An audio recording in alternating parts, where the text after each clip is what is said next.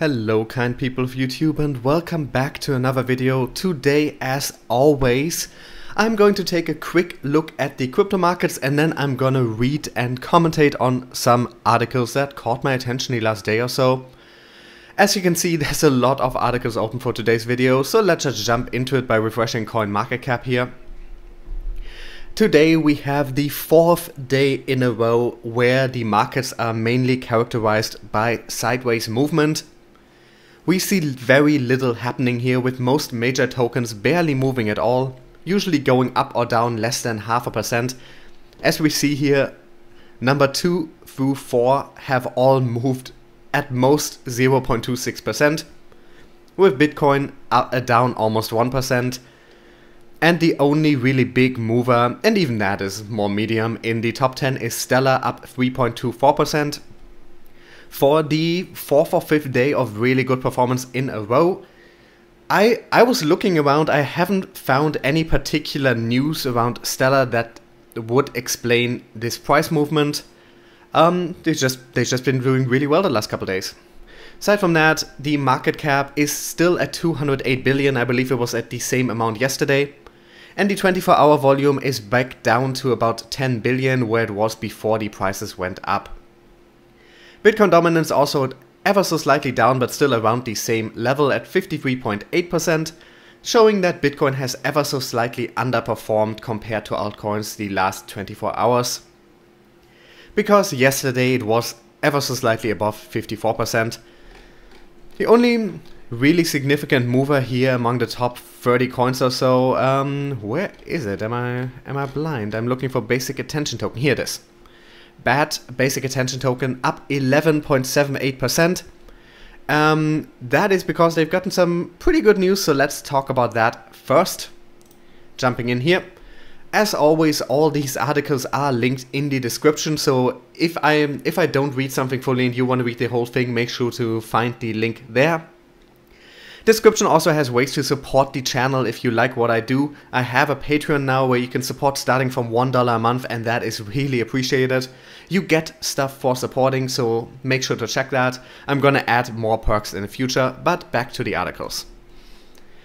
Ethereum token BAT posts major rally as Brave's cryptocurrency program enters beta. The cryptocurrency market posted a minor decline on Friday, with Bitcoin and most other large cap assets shedding about 1 to 2% on their previous day valuations. Ethereum token BAT, however, managed to resist the market's gravitational pull and post a major single day rally. BAT, short for Basic Attention Token, is the native cryptocurrency of Brave, the ICO-funded web browser that seeks to use the cryptocurrency token to upend the web's traditional advertising model. For most of the day Thursday, BAT had traded below 21.5 cents, and it continued to hold that line heading into Friday morning. That changed shortly before 9:30 UTC, when the token's price leaped to 23.5 cents, en route to an intraday peak at 25 cents, its highest point since early August.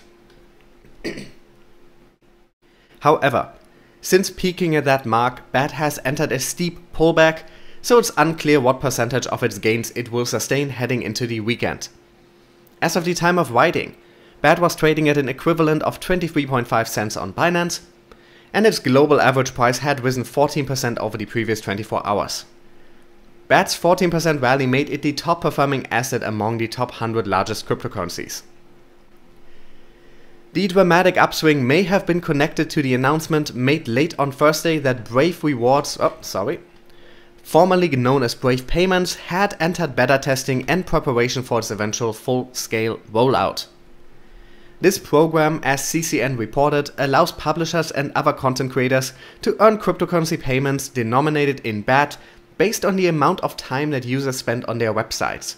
They can then withdraw these tokens to external Ethereum wallets or convert them to their local currency through cryptocurrency brokerage service Uphold.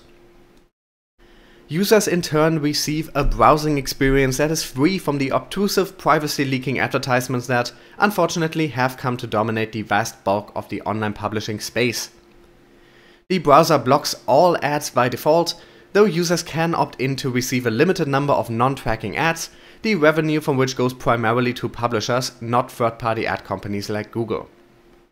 Though not yet a major player in the Chrome Safari dominated browser space, Brave's market share is steadily growing. The company said that it expects to hit 5 million monthly active users by the end of the year, and Popular Science has identified it as one of the top alternatives to Chrome and Safari.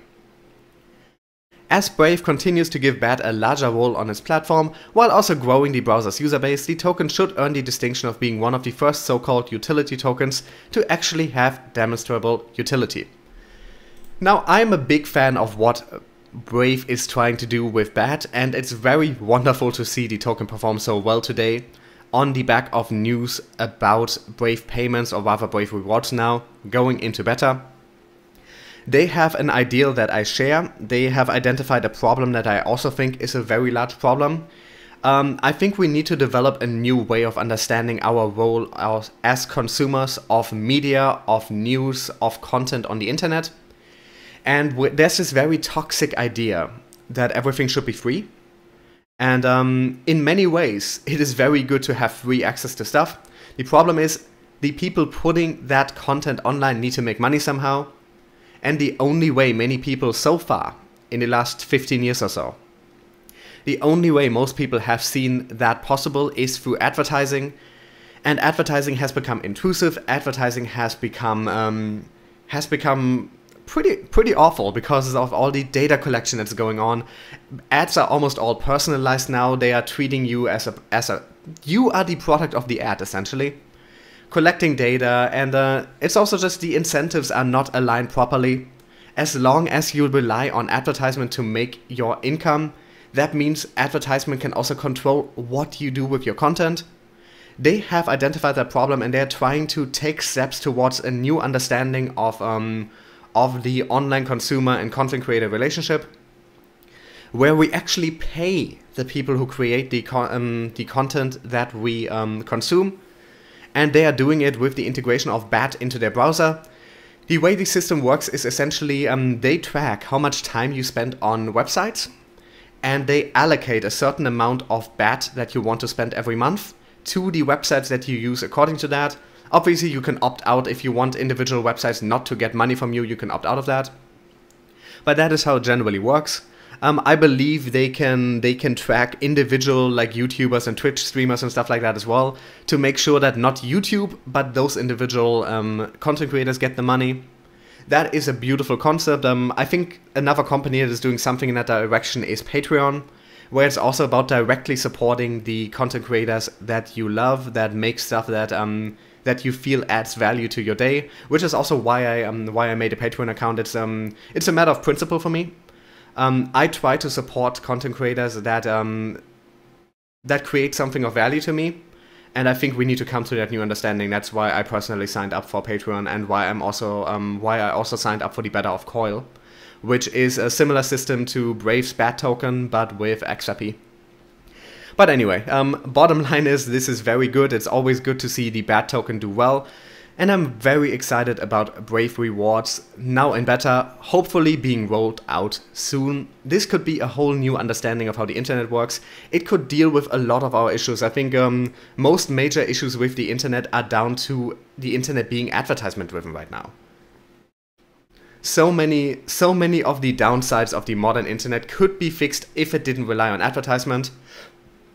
And systems like Brave rewards, systems like the BAT token, they can make sure that we can slowly but surely move away from relying on advertisement, that we can move to a culture where people support content creators directly, where they don't have to rely on ads.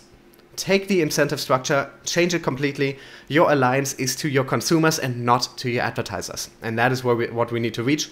And seeing BAT do well always makes me happy. Anyway, continuing on. This isn't as much news as I wanted to remind you guys of some of the stuff going on with Ripple, and found that this article might be pretty good for that. What Ripple is doing lately is they're slowly but surely pushing for more and more adoption of both their technologies and the XRP token in particular. And a lot of it is happening very quietly, so whenever we see articles like this, I always like to read them. Ripple and Ripple Labs, which are two distinct companies gifting clients an option to choice. Okay, this sentence doesn't make that much sense, but you know what it means. There's just some errors in it. Ripple and Ripple Labs, which are two distinct companies gifting clients an option to choose while simultaneously pushing for the adoption of their three main solutions, XRapid, Xcurrent and XVIA, are on the integration spree. While some of their partners are from third-party entities which Ripple chose not to highlight through their official public relation channels, the mention of XRP by these fusing companies is enough to cause waves in the space. Most of these integrating members are from XPring, an initiative that was set up by Ripple to support serious blockchain startups that purpose to integrate XRP in their product. The initiative makes sure they have the key to prosper, and they go the extra lengths to invest in, incubate, acquire and provide grants for these products. Months after securing $25 million funding from Ripple and a host of same-minded venture capitalists, the Chris Larsen and Stefan Thomas advised startup Omni announced their integration of XRP. Omni desires to change the perception of ownership, allowing users to rent out what they don't need and rent what they need while cashing out their earnings through their XRP wallets.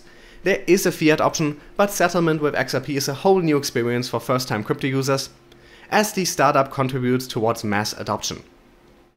Though not official, Nexo, a crypto loan processor, has added XRP as their fifth token they accept as collateral.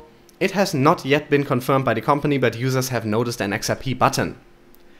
Besides RippleNet integration, the ecosystem around the use of XRapid is expanding after the involvement of Via Americas. Like it has been demonstrated before, the use of XRP and XRapid is cost saving, and as part of a whole system that is geared towards becoming a main player in cross-border payment, the chairman of Via Americas had positive words for Ripple. And he said, "We believe that digital assets like XRP will play a key role in the future of cross-border payments, helping to safely address some of the structural inefficiencies of legacy settlement infrastructure." So essentially we have here Omni adding XRP support for their product, and then also Nexo, the crypto loan processor, seems to be integrating XRP. And then we have this statement from the chairman of Via Americas, which is one of the banks working with XRapid, using the actual XRP token for liquidity. Any of these individually are not the kind of stuff you'd necessarily hear about on the mainstream crypto news, but I'm always very thankful for some Ripple pages and for some like Ripple Twitter accounts and stuff for collecting these. They don't always make a big deal out of these, which is the polar opposite of what we've seen with some other cryptocurrencies, like with Tron. With Tron, they have some legitimate good stuff going on, but a lot of the time there will be overhyping going on. With Ripple, the opposite is usually what happens. They make very few announcements, or when they do make announcements, they are very careful to not over-represent anything. And that way, a lot of times people don't notice all the good news surrounding Ripple and surrounding the XRP token. So here we have it, just a small list of some stuff that is going on right now. These are all individually potentially big. Seeing these come together and seeing stuff like this come out essentially every day, we have good news around Ripple almost every day. It's always very nice. Anyway, continuing on, this one I'm not going to read because I just want to make a point with it. World's largest crypto exchange Binance looks to add new stablecoins. Bottom line here is that Binance is looking to add more stablecoins, and that they just announced that today or yesterday. And now next up here, third largest crypto exchange Huobi opens deposits for new stablecoin solution. Okay, so we have the largest and the third largest crypto exchange, both looking into dealing with stablecoins in a new way, both announcing that the same day, both announcing that just briefly after Tether sees unforeseen instability, a lot of backlash, and Tether still hasn't been able to recover to its full $1 supposed value. Tether is still hanging around 97 cents, which is of course unacceptable for a coin that is supposed to be tethered in value to the US dollar. There have just been a lot of questions around Tether, a lot of uncertainty, a lot of discussion about whether they are actually backed by US dollars, because there hasn't been an independent investigation into that. No one has been able to verify that. And both these things, Binance looking to add more stablecoins and Huobi announcing this new stablecoin solution, both these were almost certainly in the works long before all the stuff with Tether happened. But I think it's notable that they both chose to release this news briefly after, after Tether sees such negative attention, after a lot of people are calling Tether a scam. I'm not sure if it quite goes to that point, but there's definitely some shady stuff going on around it, and they're definitely making some serious mistakes. And people have been looking for alternatives. People have been trying to... A lot of money has flown into other stablecoins the last couple days because people have lost faith in Tether. Tether is still absolutely number one as far as stablecoins go, but that could begin to change, and I just wanted to let you guys know about these two things that just happened to be announced the same day, so briefly after. Binance adding more stablecoins, and now Huobi just developing a new stablecoin solution. This one is more interesting than just adding more coins, so let's actually read what this is. Singapore headquartered cryptocurrency exchange Huobi announced the creation of what it calls a stablecoin solution in a blog post on Friday. Set to go live from Friday, the project known as HUSD will consist of Huobi's own stablecoin asset, which investors can use as a go-between to interact with 4 US dollar-backed stablecoins currently listed on the exchange.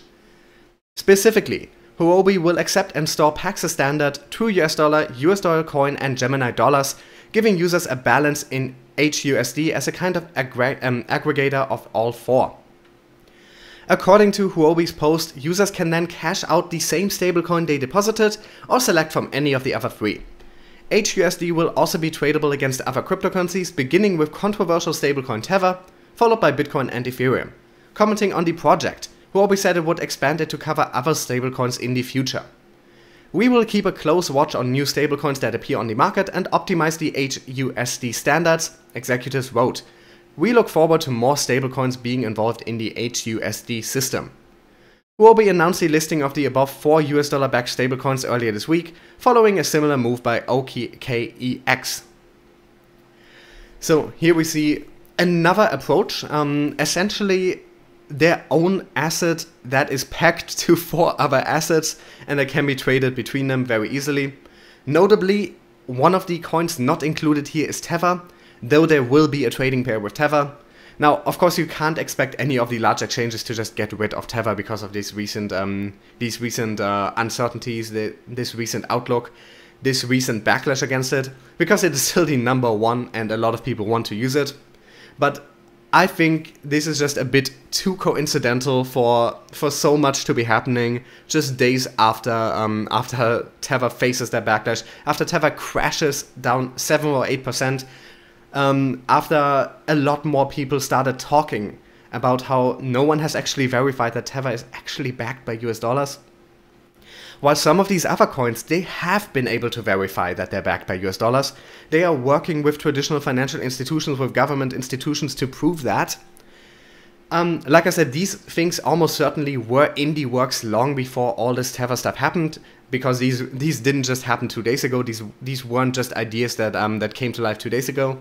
But announcing them so close after Tether runs into issues, that is very telling in my opinion.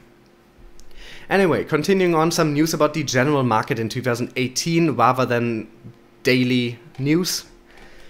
In the opportune bear market, crypto merger and acquisitions surge over 200% in 2018. So we see a lot more big money movements in the crypto world again. In what has been dubbed a deal frenzy, crypto and blockchain related merger and acquisition activity has surged by over 200% in 2018, CNBC reported on October 18th. Data compiled by JMP Securities for PitchBook reportedly reveals that the total number of M&A deals in the sector is set to hit 145 by the end of this year, with 118 already closed as of October 15th. The data covers a wide gamut of M&A deals, including majority investments, partial and full acquisitions. While the deal sizes remain undisclosed, JMP is cited by CNBC as saying that the majority are relatively small, less than 100 million, and are global in nature. The major upswing comes as Bitcoin is trading almost 53% lower than at the start of the year. Conversely, 2017 reportedly saw just 47 deals in total, as Bitcoin sought to hit its record high of 20,000 in December of that year.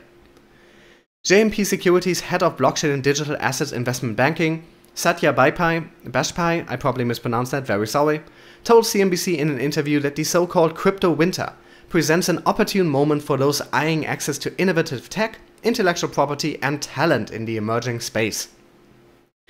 They further suggested that the downturn in Bitcoin is depressing prices market-wide, arguing that you're seeing a mispricing of assets.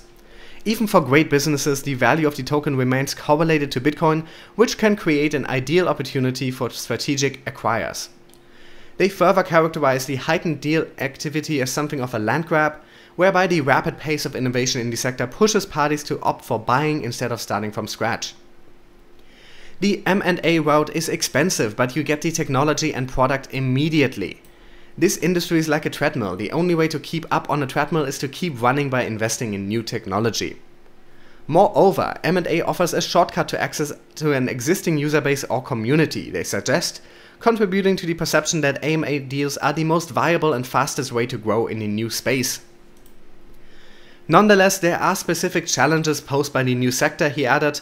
While initial coin offerings tokenize incentives, ownership, or a stake in a developing platform or service, institutional investors may prefer to buy a traditional equity stake in a given product rather than invest in the associated token. Other commentators have expressed similar views that the bear market is viewed as a favorable moment for institutional entry into the space. Commenting on Twitter earlier this month, venture capital investor Gary Tan argued that the crypto winter makes it safer for super long-oriented Yale model institutions to enter at a price that isn't dangerous. A very good point now. Institutional money generally doesn't flow into a market while that market is at the top of a bubble. It does flow into the market once that market is calming down, and right now we have this moment that for a lot of us is frustrating because it means it means waiting. But for investors is very appealing, and that is that everything is still somehow tied to Bitcoin, even when they logically shouldn't be. A lot of projects, a lot of coins, a lot of tokens that we could evaluate on an objective basis completely unconnected to Bitcoin, and that would probably have a value very different from the one it is being traded at right now, is still trading at their current value because they are tied to Bitcoin, because they have moved in tandem with Bitcoin for so long, and that makes a lot of tokens underpriced significantly. Some are probably also overpriced, but a lot of them are significantly underpriced, and this is the perfect moment to swoop in. We have gone from 47 deals in 2017 to already 115 as of October 15th this year, set to hit 145 by the end of the year. This isn't even a surge of over 200%, this is a surge of 300%. So that is just more evidence that all this money flowing into crypto, all this institutional money flowing in that we often don't really see because a lot of these are deals that are happening behind closed doors. When stuff is happening with tokens, that is usually happening over the counter. A lot of these deals we don't really see instantly affecting the market, but there are just billions and billions and billions of institutional money flowing into the crypto world, and all these high-end institutional investors, they are looking for profits, they are looking to make money, and that money, that will come. That will come in a bull market at some point in the future. The only question is when. And last but not least, we have someone here predicting that blockchain tech will be ready for mass adoption in 3 to 5 years. And that person is the CEO of massive Russian bank Sberbank. I probably mispronounced that, as always, very sorry about that. Let us read this as the final article for today. Hermann Greff, CEO of state-owned Sberbank, Russia's largest banking conglomerate, believes that global governments won't let go of centralized models to allow decentralized cryptocurrencies to flourish within the next 10 years. Local news agency RIA Novosti reports on October 18th. According to Greff, governments are not yet ready to part with centralized currencies and thus will not let decentralized digital coins gain mass adoption. The future of cryptocurrencies is not clear so far as the state will not give up its central role, won't allow decentralized cryptocurrencies. Though this might be the proper model, as for me, I'm for a distributed model, including in money supply, but it seems like that is not in the cards for the next, well, let's be optimistic, 10 years, he said. At the same time, Greff remained confident about the future of crypto's underlying technology, blockchain, saying the tech would be ready for adoption in a shorter time span, 3 to 5 years.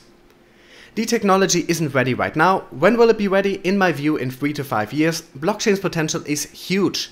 The philosophy embodied in it could drastically change approaches in many areas. Improving this technology could bring huge value both to business and society. Sberbank's CEO also encouraged governments to seek for a middle ground between mitigating fraudulent activities and killing cryptocurrencies. A ban on crypto could do harm for lots of companies that develop distributed ledger technologies such as blockchain, he concluded. Gref expressed his opinion while participating in Finance Innovation Forum Phenopolis held in the South Russian city of Sochi. The forum was also attended by the head of Russia's central bank, Elvira Nabiullina, who, unlike Gref, expressed clear skepticism towards cryptocurrencies, comparing interest in them to a fever that had finally diminished. Sberbank CEO partly shared Nabiullina's point of view in stating the crypto hype was over. Generally, Gref's comments this week were consistent with his previously expressed stances on crypto and blockchain. Sberbank, the institution, has also consistently promoted blockchain-based technologies and generally shown interest in cryptocurrencies. In June, Sberbank and another large Russian bank, Alfa Bank, began testing crypto investment options for retail investors within the central bank's regulatory sandbox. In early October, Sberbank signed a partnership agreement with state-owned power giant Rossetti to consult the corporation on blockchain implementation. So here we have the statement from the CEO of Russia's largest banking conglomerate that is very, very positive on blockchain, and while he says that he doesn't expect cryptocurrencies to really flourish in the next 10 years or so, this is not as much an attack on cryptocurrencies as it seems to be an attack on governments trying too hard to stick to existing technologies, to try to hold on to their power and to not allow cryptocurrencies. In general, I don't think his assessment here is off. I think it will take a handful of years, 3 to 5 sounds very likely, for blockchain-based technologies to find real mainstream adoption. We are seeing a lot of development and all of that is quite wonderful, but it is going to take a while until we can really talk about mainstream adoption, about mass adoption. We are seeing individual examples of adoption more and more often, but we need essentially blockchain needs that killer app. Blockchain needs that killer app that shows the world that there is so much potential in blockchain. We need products that are just so far outclassing traditional software solutions that the world can't help but adopt them, and they will come. I think 3 to 5 years is a realistic time frame for that. As for cryptocurrencies, I'm not quite as pessimistic here. I don't think we necessarily have to wait 10 years.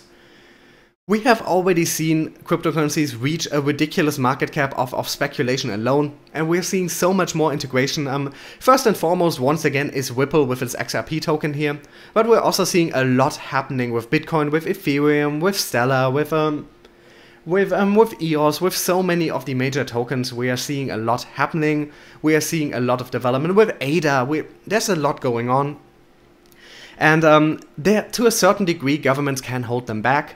But all world governments don't seem set on killing crypto, only some do, and even those might still change their tune very quickly when they realize they can't really hold crypto back.